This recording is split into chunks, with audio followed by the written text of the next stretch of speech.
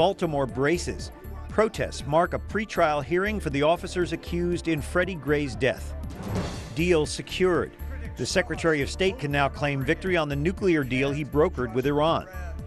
Pilgrims weigh in. More reaction to the Pope's letter addressing absolution for the sin of abortion. Investing the shepherds. Preparing the vestments to be worn by bishops at this month's canonization mass in D.C. Those stories and more on EWTN News Nightly for Wednesday, September 2nd, 2015.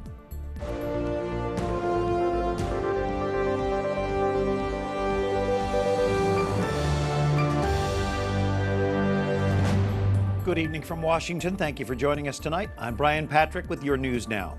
A judge refuses to drop charges against 6 police officers accused of mistreating a Baltimore man who later died in custody. Today's ruling makes it all but certain their case will go to trial more than 5 months after the death of Freddie Gray. Wyatt Goolsby reports from Baltimore tonight. Brian, today's decision by the judge comes after a tense day here in Baltimore. Just behind me, outside of the downtown courthouse, protesters critical of police gathered to make sure that the officers facing trial wouldn't be, as they see it, let off the hook.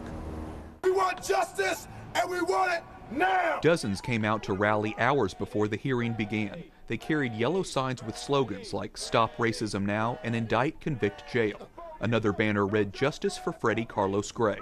Gray, an African-American, died on April 19th, a week after suffering a critical spinal injury while in police custody. Since his death, tensions are high between law enforcement and the black community. Police arrested 1 person during today's rally, but they say for the most part, it's been peaceful. I think it's important that they know that we'll remain in the fight, that we will continue to demonstrate peaceful protests until we get justice, not just here in Baltimore. I was a part of Sam DeBro, Sandra Bland, Eric Gardner, Trayvon Martin. We want justice for everyone. Today we caught up with one of Baltimore's Catholic leaders, Bishop Dennis Madden, who tells us there is still a long road ahead to heal the community. He says it's vital the church offers an alternative to violence. It's not just giving a whole lot of words. It's working there with a certain joy, a certain sense that God is with us. And I think the church brings that quality to what's going on here. Bishop Madden is asking Catholics all over the country to pray for Baltimore. There are several more hearings set for this week. The full trial is not scheduled to begin until October. Brian? Wyatt Goolsby in Baltimore. Thank you, Wyatt. An intensive house-by-house grid search for 3 suspects wanted in the fatal shooting of a Northern Illinois police officer ends tonight. 52-year-old Lieutenant Charles Glinowitz of the Lake County Sheriff's Department died in the line of duty on Tuesday. Police say he gave no concrete description of the men he was pursuing on foot before he was shot dead in Fox Lake. That's north of Chicago. Investigators acknowledge they don't know if the 3 suspects are even still in the area. Other stories our EWTN News Nightly team have been covering in today's world. There are now enough Senate votes to ensure passage of a nuclear deal with Iran. Democratic Senator Barbara Mikulski's support gives the administration the 34 votes it needs. Jason Calvi reports from a pleased White House tonight. Jason? Brian, in the battle over the Iranian nuclear deal, it appears the White House can claim a victory. They now have the needed votes to overcome a Republican reversal, but both sides, they're still fighting. It wasn't easy, but the White House appears to have all the votes it needs for the Iranian nuclear deal to go forward. 6 countries negotiated it. President Obama and I are convinced beyond any reasonable doubt that the framework that we have put forward will get the job done. And in that assessment, we have excellent company. Democratic Senator Barbara Mikulski announced today she's throwing her support behind the deal.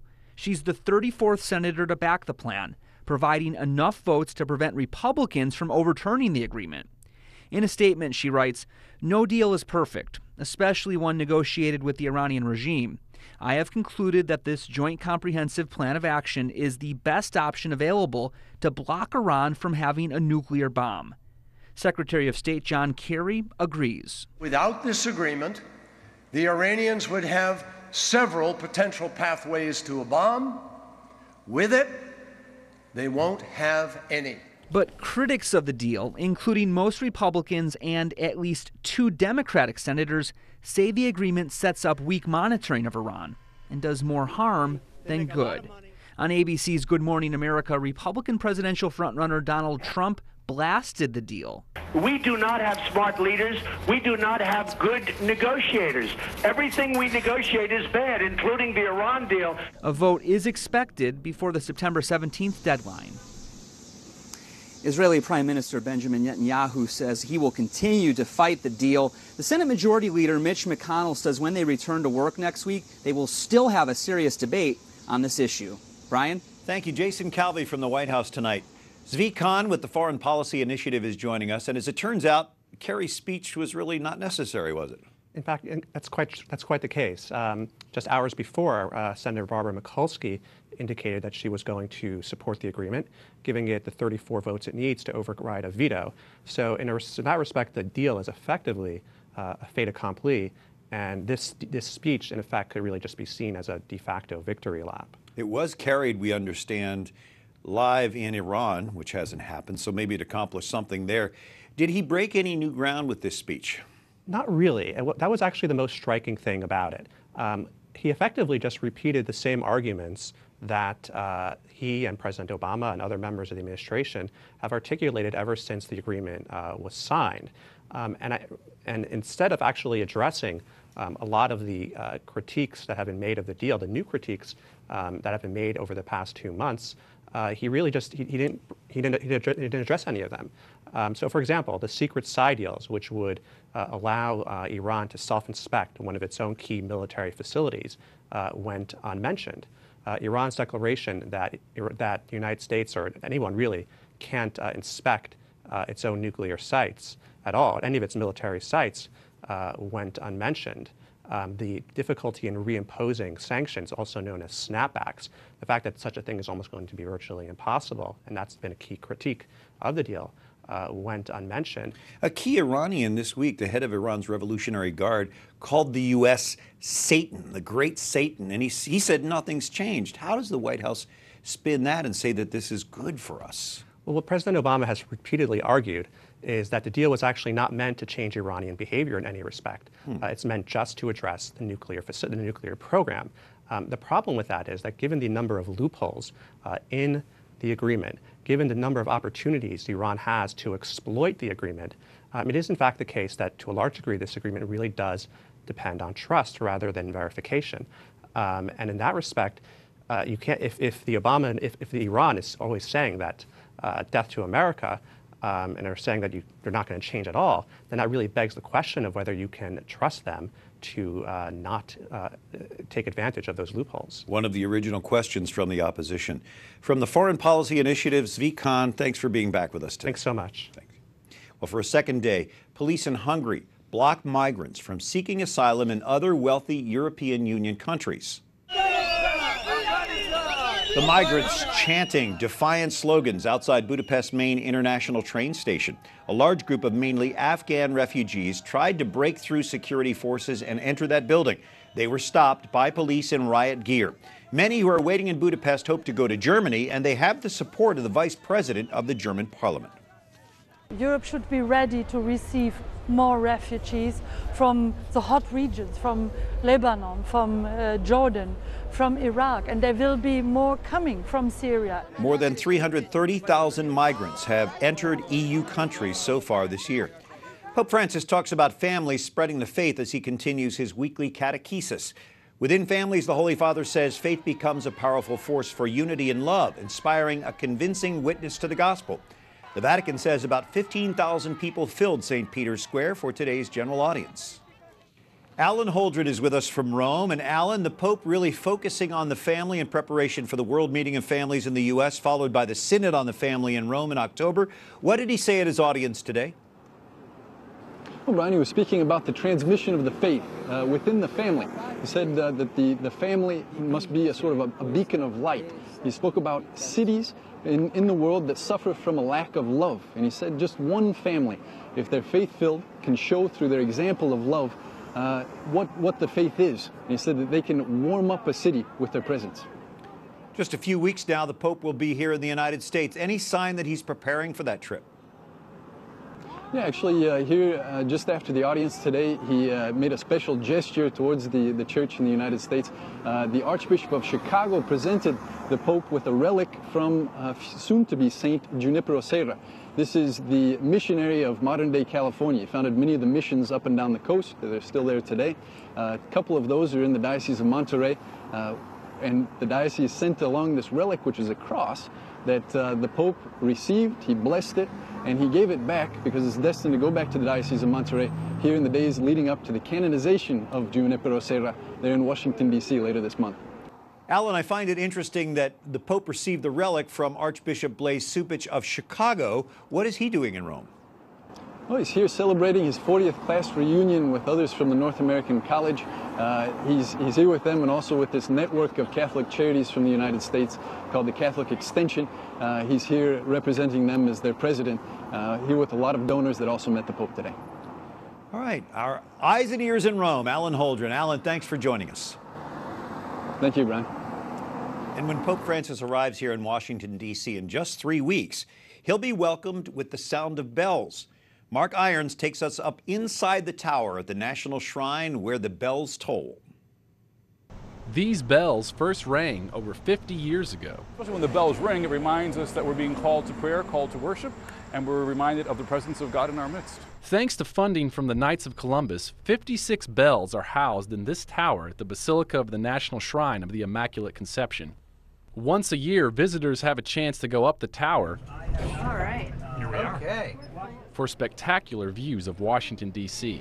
Looking out from the National Shrine is just incredible. To reach the recently renovated bells, you have to take stairs, off limits to visitors. For now, the bells are silent, but they'll be ringing out when Pope Francis arrives in D.C. later this month. I've made it up to the room where you can actually play the bells. Let's check it out. Wow. And I'm not going to touch a thing.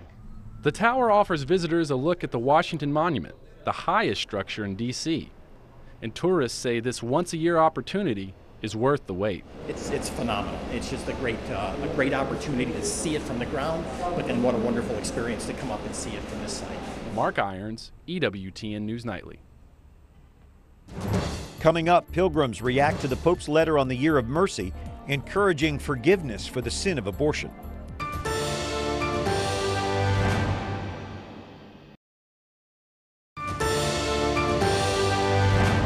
Thank you for joining us this Wednesday evening, September 2nd. I'm Brian Patrick. A letter from Pope Francis containing directives for the Holy Year of Mercy continues to create a buzz tonight. In the letter, Francis says he's allowing all priests to grant absolution for the grave sin of abortion during the Holy Year of Mercy. The Holy Father writes, "I have met so many women who bear in their hearts the scar of this agonizing and painful decision." The Vatican makes it clear that forgiveness of the sin of abortion does not condone abortion nor minimize its grave effects. Pilgrims visiting St. Peter's Square for the general audience today cautiously welcome the Pope's decision. So the Pope forgiving people who have done abortions is a good thing. But what I think is people doing abortions is a sin, so should not do it. But forgiving them is good. Yeah, that's the humane thing to do. The Holy Year of Mercy begins December 8th, 2015 and ends next November. Father Dominic Legg from the Dominican House of Studies here in D.C. is with us, and there's some confusion over the Pope's letter regarding the absolution of the sin of abortion. What have you heard? Well, I've heard that some women are even questioning whether sins that they've confessed in the past of abortion were properly absolved, were validly absolved, which of course is a terrible confusion if that's what people have in their minds, because in fact, in the United States, every priest has had this faculty going back for a very long time. So there's really no question at all that anyone who may have confessed an abortion in the past and received absolution really was absolved of that sin. So to whom does this apply to, and why did the Pope say this, do you think? Well, I think it's a way of underlining what is a hallmark of the Year of Mercy, the extension of mercy to every corner of the globe, and to indicate that there is nothing that should prevent someone from coming to the sacrament of penance in the Year of Mercy. But in fact, most priests receive this faculty to absolve from the sin of abortion from their bishop, and what's happening now is the Pope is simply saying, I want to make sure that everyone knows that this is coming from me. Yeah, I've understood that any sin can be forgiven if we are contrite. I mean, we even asked the question about murder. I mean, if a person confesses a murder, how is that different from abortion?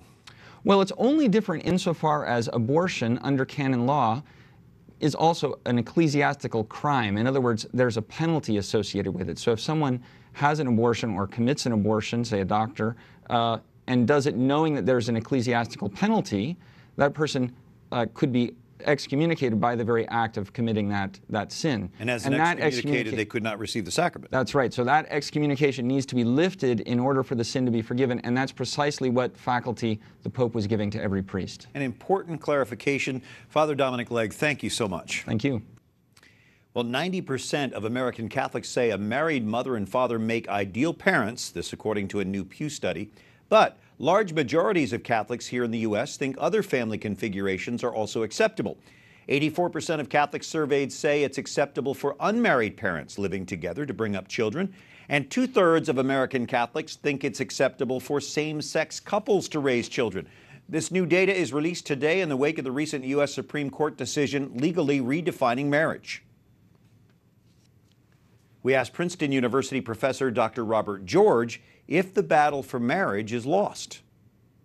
Oh no, the debate's certainly not over, any more than the debate over abortion was over when the Supreme Court handed down its dreadful decision in 1973 in Roe versus Wade. Now, a lot of people at that time thought the debate was over. The New York Times said that the Supreme Court has settled the abortion issue.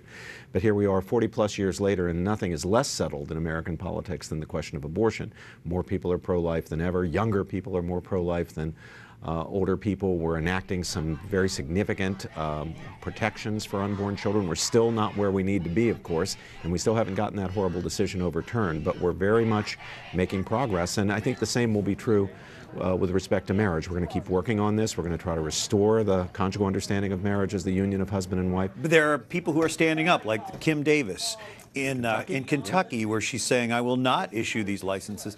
Does she have any legal recourse now that the courts have ruled against her? Well, I think the way this should be handled at this stage is that we need to give significant weight to religious liberty objections, so that if people are not able in conscience to issue same-sex marriage licenses or licenses to same-sex partners, they should be given every opportunity to step aside from doing that if there's someone else in the office who's able to do it, or some other mechanism for doing it. We certainly shouldn't simply require, in defiance of conscience, that anybody anywhere operating under a public mandate should be forced to implicate themselves in same-sex so-called marriages. Do you see any indication that we might see some religious liberty protection in all this? Yes, there's legislation that's pending both at the national level in Congress and in the state legislatures. The approach that I myself think is the most promising and important and urgent right now is called the First Amendment Defense Acts. And again, we have them at the federal level and at the state level. These acts would prevent any discrimination on the basis of someone's belief in marriage as the conjugal union of husband and wife. That's one way to push back against this effort to crush all dissent now that the people who wanted to redefine marriage have gotten the Supreme Court to go their way. We need politicians who will say, no, the Supreme Court has overstepped its bounds. This is an anti-constitutional decision, and I will not treat it as if it's the law of the land. The story is not over. Dr. Robert George from Princeton, thanks for joining us. My pleasure. Thank you. Up next, a post-abortive woman shares her experience and hope with those seeking forgiveness for abortion, and crafting the ornate vestments bishops will wear when Pope Francis canonizes Junipero Serra.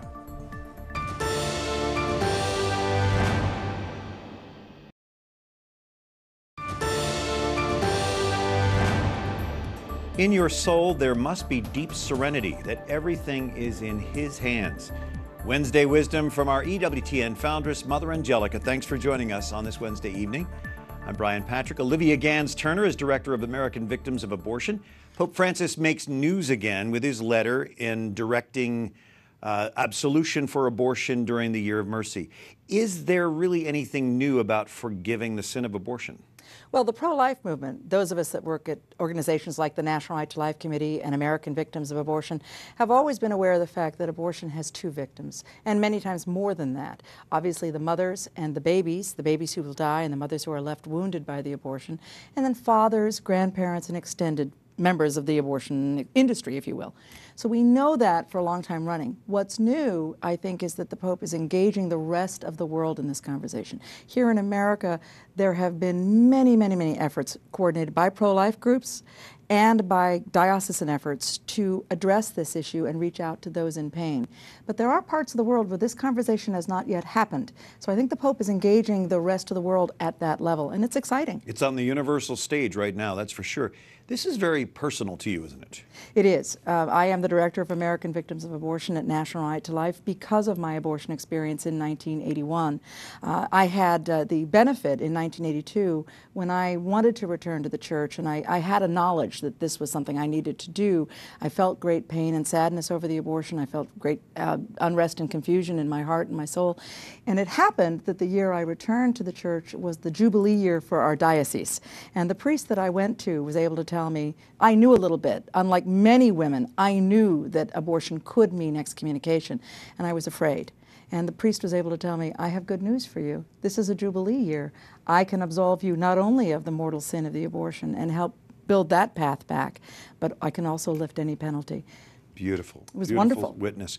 But abortion is so widespread, really just about every family is touched by this, aren't they? It's the truth. I think that's the other thing the Pope's message is getting to. I think many people, particularly in the church, don't realize that the people they're sitting next to in the pew, their family members, people they've known for years, friends, close associates, have all been touched by abortion. I have 7 brothers and sisters. I have as many in-law brothers and sisters. I have 26 nieces and nephews, and the life goes on and on. And so the reality is all of those people are missing someone because of the decision I made in 1981. And that's true for so many families now, that this pebble of one abortion death ripples out. And I think the Pope is addressing that there is a need to address with mercy and compassion all the players, those who may have known or not known about the abortion. There is forgiveness, there is healing. American Victims of Abortion, Olivia Gans-Turner, thanks for joining us. Thank you, as always, for letting me be here. Good to see you. Well, the first canonization Mass on U.S. soil, celebrated at the National Shrine, is now just weeks away. Suzanne LaFranchi has the story of 3 Polish nuns who are busy making sure that celebration will be seamless. Deep within the basilica, inside the inner sacristy, loving hands are doing God's work. These nuns are sewing, ironing, and cleaning 300 vestments. They'll be worn by 260 bishops who will celebrate Mass with Pope Francis later this month. When the bishops will be, dressed in this, I will think that I did this. For the past decade, the Sister Servants of Mary Immaculate have prepared the Basilica's 6 daily Masses. The sisters say from now on they will be working 7 days a week, 12 hours a day to prepare for the papal Mass. They say they love their work. It is their vocation. Has to be clean, has to be iron, has to be for the Lord. Sister Lydia personally helped Pope Benedict prepare for a prayer service here, where he spoke to U.S. bishops in 2008. I mean, that was awesome. You can't even express the feeling how it was to meet somebody, like Pope.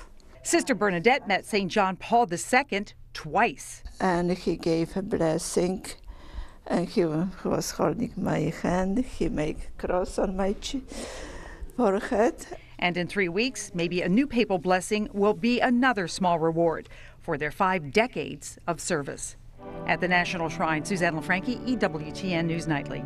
Thanks, Suzanne, and thank you for watching. Until tomorrow, for our EWTN News Nightly team, I'm Brian Patrick, and we leave you tonight with these images from today's general audience in St. Peter's Square. Good night and God bless you.